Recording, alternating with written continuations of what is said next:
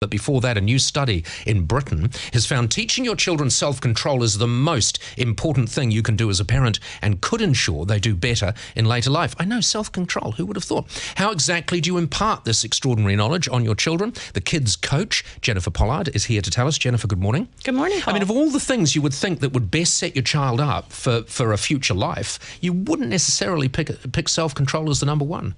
I think self-control is definitely a skill set that we need to be teaching right from a young age, from toddlerhood, along with social skills and other internal resources that I think are sometimes being put aside when we're focusing on other things like academics and sports, which are obviously important as well and can help to develop self-control and social skills along the way. But I think we need to start taking a little bit more of a proactive stance in terms of teaching these skill sets right from a young age. Okay, let's talk about how you teach, how you even begin to consider teaching self-control to children in a moment. First up, this was a major study.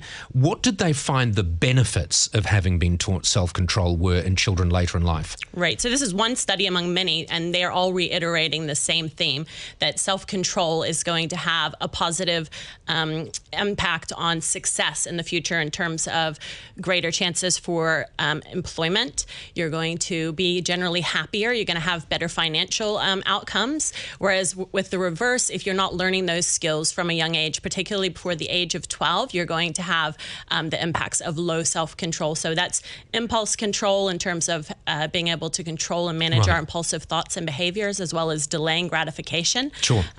So you can contain yourself more, better attention was shown, absolutely. You persist with difficult tasks. Right, when do you start teaching it? So you want to start teaching this right from toddlerhood, I think, is a really great time to do that. So obviously, as a parent, you're going to be modeling self-control and also emotion management to your children, making sure that you're giving really clear expectations for behavior. So when you've got a toddler, so you've got a toddler, how do you go about encouraging self-control? Right. So right from a young age, you can start playing games with children that are going to teach them how to use self-control. So you can play a game of statues, for example, or you can freeze dancing. So you can turn the music on, so it becomes a fun sort of thing. Yeah, you start to reinforce the neural pathways that are going to enable them to be able to repeat these behaviors in the future across various situations. So when they freeze, for example, they're actually having to use quite a lot of self-control. To do that. Absolutely. Because they don't want to freeze.